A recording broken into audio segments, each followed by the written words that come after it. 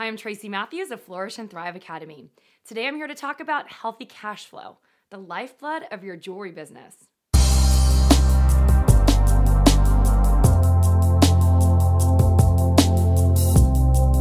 Healthy cash flow is important for every business, especially in a product-based business like in the jewelry industry.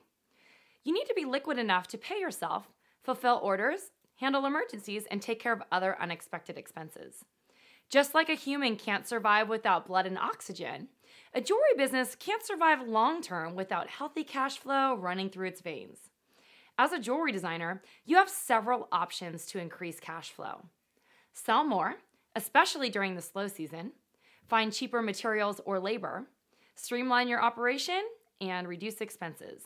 But the very biggest hindrance to your cash flow is most likely improper inventory management.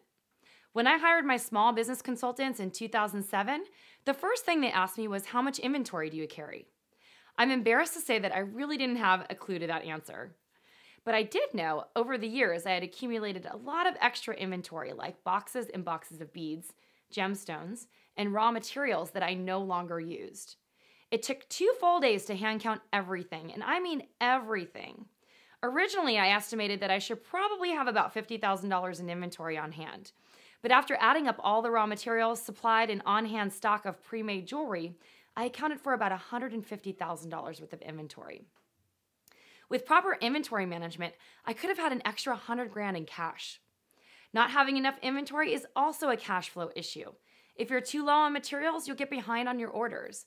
Then you'll spend all your resources playing catch up and you won't have any time to focus on sales growth, marketing, or forward-thinking development like new collection designs. So in this video, I'll show you how to optimize cash flow by getting your inventory just right so you can keep that lifeblood flowing in your business. Let's get started. The first thing to do is decide how much inventory you need. The first step is to determine the perfect inventory balance for your business. This is really as simple as studying your monthly sales and shipping trends and planning accordingly. Inventory needs are also specific to the type of jewelry business you're running.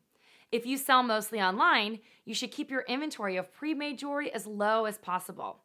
Just keep a few of your best sellers on hand. If you wholesale your jewelry, you should always have some extra time to order materials.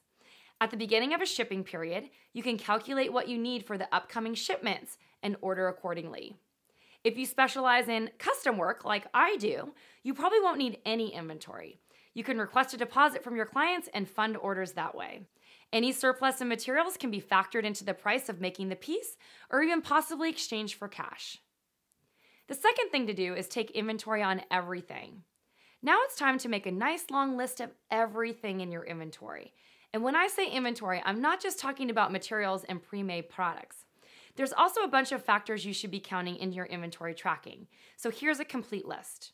Samples for your collection, samples for your production Bible, and then pre-made inventory that is ready to ship. Raw materials include wire, sheet metal, casting grain, solder, etc., stones and beads, findings, and anything else you can incorporate into making a piece of jewelry. As you heard from my story earlier, you might be really surprised just how much extra stuff you find. You don't have to be a hoarder to collect a sizable load of inventory over the years. The third step is to get yourself to an equilibrium. If you find yourself underloaded on inventory, start building it up now. While it may seem like you're improving your cash flow by shorting on your inventory, as I mentioned before, an inventory deficit is potentially devastating to your cash flow in the long term because you'll slow down production and shipping. Plus, your inbound shipping costs will increase, costing your business more money. If you have an overload of inventory like I did, there are several ways to begin to reduce it. You can de-stash raw materials, sell off extra inventory, or donate merchandise that is no longer usable and receive a tax deduction. More inventory reduction strategies are linked below this video. No matter which side of the spectrum you fall, surplus or deficit, you need to evaluate your inventory management processes to find the source of the trouble so it doesn't happen again. Now it's your turn. In the comments below, tell us the following. How are you currently tracking your inventory? And which category do you fall in? Inventory surplus or deficit? If you found this video useful, make sure you like the video, follow our channel, and share it with your friends. And then pop on over to flourishthriveacademy.com for more jewelry business advice and free training.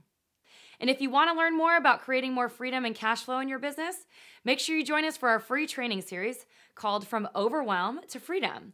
Click the link below this video to enroll.